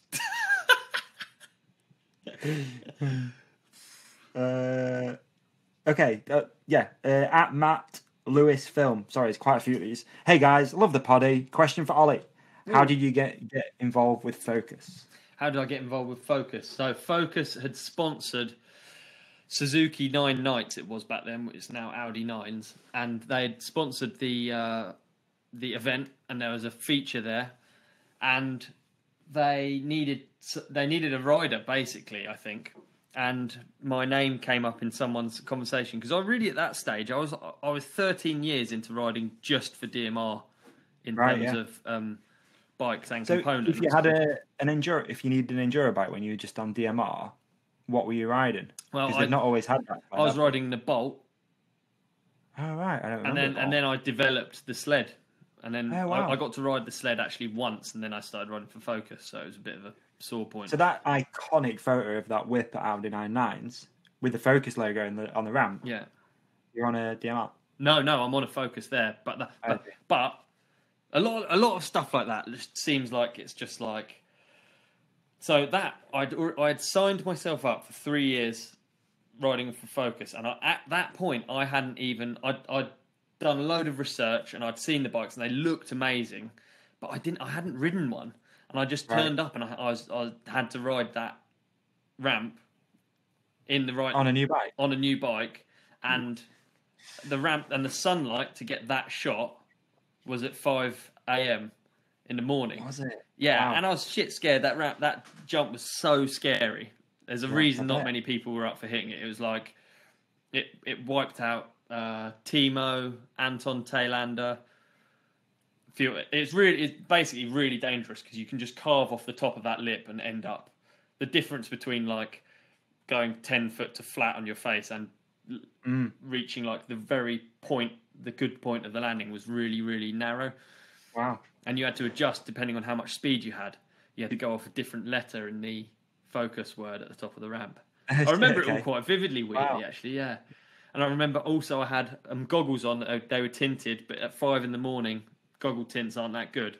So I had goggles on with no lens in. Really? Yeah. Yeah. And it was so cold, so my eyes were watering, and I was just like, fucking... Please let this work out. Yeah. But and then since then, obviously, I've got I've grown into my role there and come to know everyone there, and it's been amazing. So yeah. But at the start, it was really like a bit of a I don't know. I was off the deep end basically with Suzuki 99. Sponsor as well that you've been with for so long. Yeah, exactly. Yeah. Like you say, these people become family, and have a good relationship with people, and to have those conversations and stuff is never... totally, yeah. But it's definitely worked out because I'm so like I've still got such a good relationship with DMR, and now I have this amazing relationship with Focus and everyone at Focus. So it's like it's really cool. Very, very lucky indeed. Sick. That's cool, man. Really good story. I didn't really know that full extent of that story, so that's really cool. What else we got?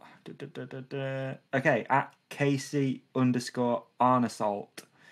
What were Nike 6.0 MTB shoes like to ride? I remember wanting them so bad years ago. Yeah, that's sick. Cool. Oh man, I wanted them as well so bad because it was just like, I don't know, it was so... I always wanted to have... what I really wanted was my own signature basketball shoe, and I used to relentlessly draw basketball shoes as a kid, design basketball shoes, and so I've always just loved Nike and Michael Jordan and stuff. So when I got approached to ride for them, it was so fucking cool. And they used to just send through stuff every month, so I had way too much stuff, and I'd give it all to my friends, and yeah, it was wicked. To ride in, they were just like sort of stiff skate shoes. They weren't really very good.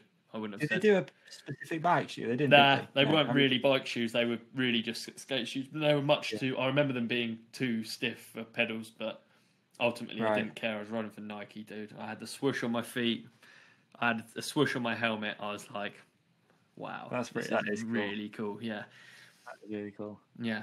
And then Nike did a big project. I don't know if you remember seeing that with Alex Rankin and with... who else was it? Paul Bliss, the photographer. It was for a dirt article and a video that went online. It was a Nike 6.0 dirt shoot, I think. And they built a bowl up in Gloucester, and I knocked myself out. You might remember it. I did like a transfer, like a Nate Wessel transfer. I was trying to go off a lip into a landing. So basically I was going like 30 miles an hour backwards into this landing, and ended up, KO. 5 minutes KO it was. I'll send you the crash video in case you can be bothered to edit it into this. Yeah, I'll do it. No, I will. I'll put it in. So all right, let's do that. Yeah, that was a Nike 6.0 shoot. So that's another Nike 6.0 related piece of content. Yeah. KO 6.0. KO on the 6.0s. But the shoes, they weren't trash, but they weren't all that. Yeah, but they had the right brand behind it. Definitely. At there's loads of numbers. Treble 16. I'm sorry, dude. I can't do that email. That's making no sense, but it's a good question. Who is the most famous person in your phone book? Ooh. That's actually a decent question. I like that one. Although famous person in my phone book. No idea. God, I have no idea. I really don't know. I don't know. Because I think ultimately I don't attach really fame to anyone inside mountain biking, if you know what I mean. Because everyone just seems, as soon as you know someone and you're in it, you kind of... I don't think of... Like that's always something that makes me laugh, that... I don't think of, like, any of my friends as famous mountain bikers. That's really bizarre to me. I've known them way before they were famous mountain bikers as well. So you just automatically think of people as when you, you know, how long. Yeah, totally. I don't think of Bren as being a famous Rampage mountain bike rider. In fact, it actually kind of makes me laugh that Brendan, you know, and that Bernard and that Sam Reynolds. It's kind of funny, isn't it? It's kind of bizarre. Do you feel like with your little crew, like you've all helped each other on that come up though? Because it is. Yeah, no doubt. Yeah, no doubt. But it's not on purpose. It's just by everyone's been going after it the same thing for so long. You know, it's not like I don't think it's like a conscious thing, and I definitely don't think of them as. It's quite a unique crew as well, isn't it? Like there's not many, not that I know of. No, I don't know. There's like not many areas in the UK or the world really where you've got all this talent come out of, and you're all like kind of unique and and it's like, such a great scene. But you're just a product. Like the reality is, and what makes me feel guilty quite a lot of the time is that you're only a product of the scene that you grow up in, and there's so many people that are equally as good riders. They're just not. They just haven't gone pro. You know. Yeah. Through not even trying. They haven't even tried to go pro, but it's because of them they've allowed for everyone else to kind of do it, you know. Like I only ride with people that are such high level bike riders, and I don't even think about it. I think of it as normal. I don't. So I think really we're just all lucky and we're a product of the scene. Yeah. Unique. Yeah, indeed. Do a couple of dope notes. I can't do. Yeah, please. Yeah. Oh, Olly Mers, by the way, in my phone book, 100%. Olly Mers. Olly Mers. Yeah, you've already told me about Olly Mers. I know that's not actual Olly Mers. I'm still looking, you know. Oh, really? I'm still looking. Mine have all got like something in a washing machine after it, or I've got Glenn Moto seat in here. I have no idea when I needed a moto seat. Get him on. Give him a ring. Joe Street Trials, dude. This is fascinating. Oh dear. People's mums. I guess probably Danny Mack's probably pretty famous. Yeah, that's isn't a good one. He's actually famous as well, like not just in biking. Yeah. In fact, I'd say if we are actually doing it, I'd say Nyquist in mine is like I treasure that one. That's really cool. Is he more famous than Danny Mack? Don't know. Close. I reckon Danny Mack pips him. I mean, because you've got Danny Mack in your phone book as well. I'm not trying to be competitive here. Sorry, that came across wrong. I love a prank phone call. I know we're not doing them, but I can't remember what I'd say in a prank anymore. We talked about it weirdly prank. Yeah, were we? I remember we were talking about this. You know the ad mag? Did you ever used to get the ad mag? It's like before eBay. You used to newspaper. Friday ads. Yeah. And I'd always get that, and then go out on a night out, get in, and just be like, hit the phones at like 2 a.m. Yeah. Yeah, dude, I'm just calling about your car that's for sale, and the guy would be like, mate, it's 3:30 in the morning. I didn't talk to you about it. I talked to Bren about it, and he told me a story about when he was on the way back from Fort William. He contacted Manon from a different number and said that he was a puzzle company. And he signed her up for a puzzle. Him and Jono. So she was like, it was like obviously an amount of money that you couldn't refuse. It was like a puzzle company approaching her. They wanted her to be the face of the puzzle brand, and it was 40 grand. So obviously Manon would have been like, hold on, I'll fucking have a puzzle sticker on my helmet for 40 grand, please. I love that story. It's so funny. I like that one. Yeah. Classic. All right, dope or no? Let's do some quick fire ones. Just boom, boom, boom. Done. Barney Hall, gum shields. Nope. I'm not wearing one of those. I don't like it. I'll say dope. Just because good for other stuff. Hockey, cool. Sleeping. Sleeping, gum shields. Yeah, if you bite your... Because I grind my teeth when I'm stressed. Do ya? Maybe I should get gum shield, yeah. Yeah, they're dope actually, aren't they? Yeah. Fucking gum shields. You look hard. Like, imagine just putting a gum shield in and just like going in the shop. It's like, all right, yeah. So,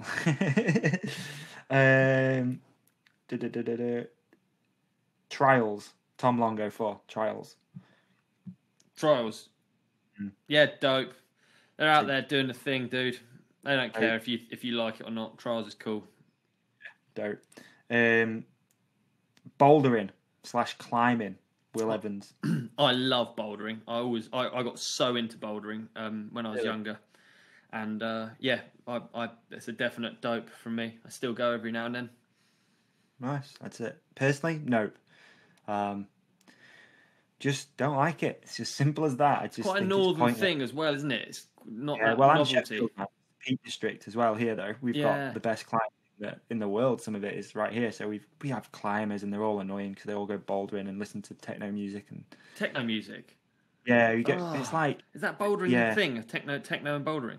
If you go to the bouldering place where I used to go to, it was just like, and they climbing, smelly people, chalk everywhere. It's smelly. That's true. It is smelly, and it is kind of cool. But also, if you really break it down, you're going up a wall to come back down again. Yeah, that's too much of a direct comparison to riding up a hill and riding back down it again, but isn't it? Okay, always tough one. Tiny Rides 160, the UCI, dope or nope? I'd say nope. I think the UCI is generally just a big old strangle on the sport of mountain biking and cycling in general. So yeah, I would say nope from me. It's a nope from me as well for those exact reasons. Alex Anderson, MTB, tall white socks. Dope. Really? Yeah. Yeah. Fucking hate them, bro. I hate white socks. Yeah. Big tall ones, maybe a Jordan logo, maybe a couple of stripes on. Sick. Really? Yeah. You see, I'm nope, and I haven't worn white socks for multiple years. There was I think there's a freestyle. I used to be a very impressionable young guy, especially when that like Metal Militia sort of era was around. I was well into that shit. And I remember there was a moto video, and one of the guys, it might have been someone like Ronnie Feist or something, said his exact quote was, "I ain't no white sock boy." And from that moment, I've not had a single white sock in my life. I wouldn't even buy it. That's so sick. I'm not touching them at all. Done. Never again. Oh, it's so funny. So, yeah, I've always thought that they're like bad luck ever since then. Brilliant. Primal Evil illustration. Sorry, the new adjustable saddle clamp. I saw that. So, as in the one that you put, so you can adjust the angle. Yeah. I mean, I've only ever tilted a seat up for aesthetic reasons. And honestly, I'm at the point nowadays, I don't care. I don't believe that moving it like that. I don't believe that on downhill bikes you have it like that so that your trousers don't get caught. I don't think that's the case. Yeah. I think it's just aesthetic. It's so that you make it look nice with the top tube when your seat's low. And I think it's it's fixing a problem that's not there. That's my personal opinion, so it's a nope from me. How about you? Yeah, it's 100% nope. It just looks pointless. Yeah. You know, just Allen key sorted. Done. Yeah. Set it up with one. Just make it horizontal with the floor. A bike is a functional thing. Yeah, I'm with you. At Mole4130, Links Africa. Dope or no? Fucking dope, dude. We just come out of Christmas. Everyone's Africa'd up. Yeah, dope present. Love it. Fond memories of putting on a full bottle of Links Africa and going down the old discotheque. Yeah. Go to maths. Yeah. Right, let's go to maths, lads. Bro, we used to have this kid at school, right? Who used to sit at the back of class and huff deodorant. You know. Oh, really? A solvent abuser? Solvent abuser, bro. He used to sit at the back of the class. And you just hear like, and you'd be like, look round and just be like, spark out. Really, a glue sniffer at your school? Gnarly, man. Young, like 14. Wow. Just hammering the old Links Africa at the back of class. Shit. Jeez. Wow. Archie Simon, tan wall tyres. Be careful. I mean, I think they are cool. But I don't want them on any of my bikes at the same time. So it's a difficult one for me. I think they look right. They look sick with the right bike. Now, obviously, when this Focus of mine came, it had tan wall tyres on, and with the grey frame and the gum death grips. I personally think it looks sick. Yeah, definitely, I agree. Now I've got black tyres, and I think that equally looks sick. I think the Yeah. right bike, it's one of the, like, you wouldn't put gumwall tyres on a Ford Escort. No. Do you know what I'm actually going to say? I'm going to go with nope, just because it's dishonest of me to say dope and then not have it on any of my bikes. And I choose to not have it on my bikes as well. So, yeah. And your sponsors don't make one. They don't, but I had to. Do you know a funny story? I had to do a Focus launch for the bike that you have, and obviously all of them come with gumwall tyres, but Goodyear don't make gumwall tyres, so I sprayed gumwalls on. So for the launch, I had fake gumwalls. Really? Yeah, all the people at Focus were like, "Oh, Ollie, you're so annoying. Please, can you just use the Maxxis tyres that it comes with?" But no, I stood strong for the Goodyear blimp. I did it. Limited edition. Yeah. All right, just a couple more. At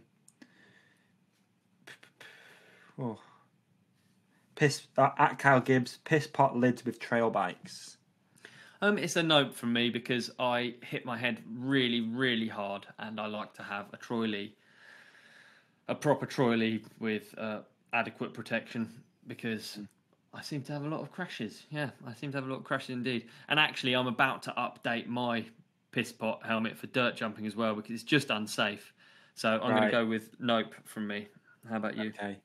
Yeah, I'm going to go with nope. I feel like there is a particular helmet for a particular discipline. It's like when you see full face helmets on a trail bike. I'll be honest, I'm not into it unless you race in the EWS. Then all right, look after your jaw. I understand, but don't look right. No, it doesn't. And I actually don't like. I know it's not about how it looks, but I don't like full face helmets on dirt jump bikes either. I think it just looks fucking like a contest. What about Nikolai? What about peakless? Peakless is one step further, isn't it? That's a solid look. But you can't, he does what he wants. Yeah. I'm not knocking it. I'm just saying I wouldn't do it. Yeah. Last one on the old dope or nopes. Gravel bikes. Richie Biker. Gravel bikes. Gravel bike. Dude, whatever makes you happy. I'm probably more inclined to say my views of a gravel bike are probably. Do you know what I'd probably do is I'd buy a gravel bike and then I'd put road wheels on it for when I go road riding. And then, interesting. Yeah. So I think gravel bikes have got their place, and certainly, dude. I went to Slovenia, and I was amazed by the amount of gravel roads and how you could just explore all of this countryside, this mountain on a gravel bike. It would have been the dream. So definitely they have their place. I think it's cool. Yeah, definitely. Dope. Yeah. Dope. Focus. Yeah, I'm gonna go dope. For instance, Focus Atlas. Yeah. Oh yeah. Yeah. You're a big Focus Atlas fan.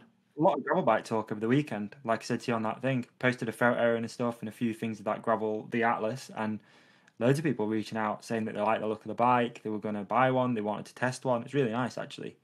I don't own one, but enjoyed that day. Like I say, it's like any bike, dude. It's got its place. It's like downhill bikes, dope or nope. Well, nope if you live in fucking Norfolk. Shit. Yeah. Yeah, absolutely. The right spot, right? Dude, I'm buying a gravel bike. If I'm honest, I'm buying a gravel bike before a downhill bike. How weird is that? But I am. I just where I live. Well, where you live, it's pointless. Yeah, and I've always had my bike in the background there. I don't know if you can see it over there. I've always had the endurance road bikes, which have a slightly higher front end anyway, like not an aero road bike, and the position just suits me better as a mountain biker. So. And a gravel bike is, again, a higher front end. So I think it works probably quite well for mountain bikers. Definitely. And you can always put road tyres on it. For sure. Cool. All right. I think we're pretty good for wrapping up here, aren't we? I think we're done. And we might have a guest next week. Hopefully. I think we should. I just wanted to double check this stuff again. I didn't want to, ruin anyone's day. For sure. Quick shout out for a UK small business, if that's okay, because the last one went down pretty good. Thanks everyone for supporting last week's, which was RX Sport. A few people went over apparently and did an order, which is really good. Just supported them, just by showing them some love. So good man. This one's a little bit more bike related, but we're going to go with it. So this week's small business is Downamics, and I looked into this company a little bit, but I'm just going to read what the guy sent me. The guy called Nick, who owns Downamics. So Here we go. Downamics offer data acquisition for riders and racers who want to go faster, understand their bike and technique, and get things set up perfectly.